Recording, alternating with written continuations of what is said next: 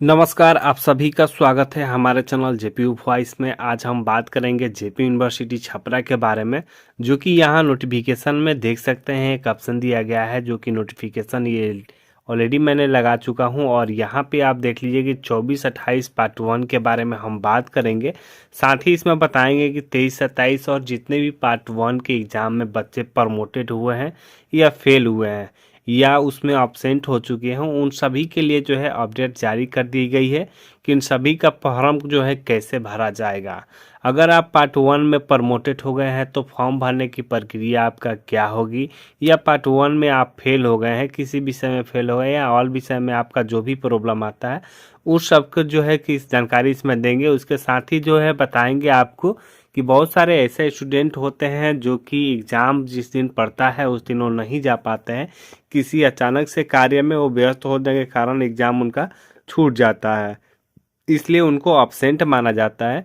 तो ये तीनों का जो है परीक्षा फॉर्म भरने के लिए क्या क्या करना होगा इसकी पूरी जानकारी आपको बताएंगे, और फॉर्म भरने की जो प्रक्रिया है वो क्या होगी और कैसे करना है। तो फाइनल हम आपको ये सारी जानकारी लिए चलेंगे जयप्रकाश यूनिवर्सिटी की ऑफिशियल वेबसाइट पे, और ऑफिशियल वेबसाइट पे जाने के बाद ही आपको सारी संपूर्ण जानकारी देंगे कि जो बच्चे पार्ट 1 में प्रमोटेड हैं उनका रिजल्ट फेल आया है या नॉट प्रेजेंटेड हुए हैं यानी एब्सेंट है, उनको क्या क्या करना होगा।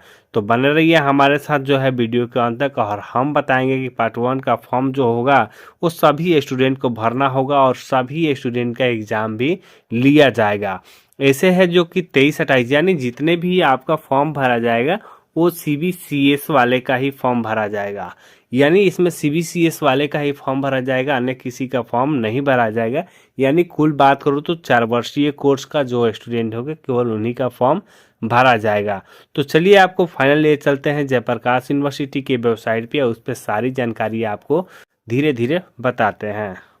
तो फाइनल हम लोग आ चुके हैं जयप्रकाश यूनिवर्सिटी के वेबसाइट पे, और यहाँ पे आप देख सक लीजिए कि जो कि वेबसाइट का भी नाम दिया गया है jpv.ac.in दिया गया है। उसके जस्ट नीचे जो है जयप्रकाश विश्वविद्यालय छपरा भी दिया गया है, और इसको स्क्रॉल करते हुए नीचे की तरफ आएंगे तो यहाँ पे बहुत सारे जो है नोटिफिकेशन देखने को मिल जाएंगे, जो कि गूगल फॉर्म है जो अप्लाई ओरिजिनल डिग्री के लिए भी है।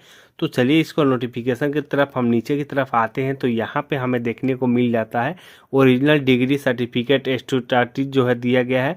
उसके बाद जो है दिया गया है सीबीसीएस पार्ट 1 24-28 एग्जामिनेशन फॉर्म दिया गया है। उसके बाद मार्कशीट में करेक्शन करना है उसका भी फॉर्म दिया गया है।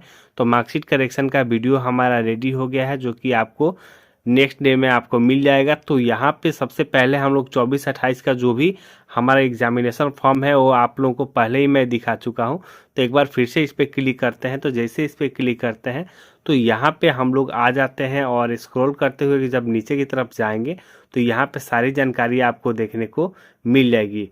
अब यहाँ पे बहुत सारे टेक्स्ट देखने को मिल रहा है, जो कि apply for examination form UG CBCS first semester examination 2024 session 24-28, यानी 24-28 की ये फॉर्म है जो कि आपको भरना है। तो यहाँ पर बता दे रहा है आपको कि UG CBCS first semester examination 2024 का है।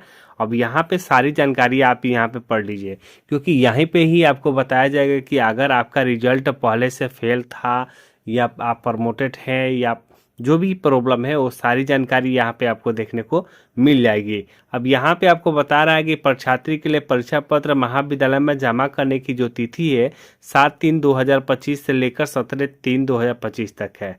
अब यहाँ में शैक्षिक छात्र की देख लीजिए सारी जानकारी यहाँ पे दे दी गई है, और इसे आप लोग जयप्रकाश यूनिवर्सिटी के ऑफिशियल वेबसाइट से पढ़ सकते हैं। उसके बाद यहाँ से आपको बताया जा रहा है कि 24-28 कलेक्टिव जो परीक्षार्थी के फॉर्म है उसको भरने के लिए निर्देश भी जारी कर दी गई है, जो कि स्टेप यहाँ से देख लीजिए। स्टेप में यहाँ से बताया गया है click here login to filling print.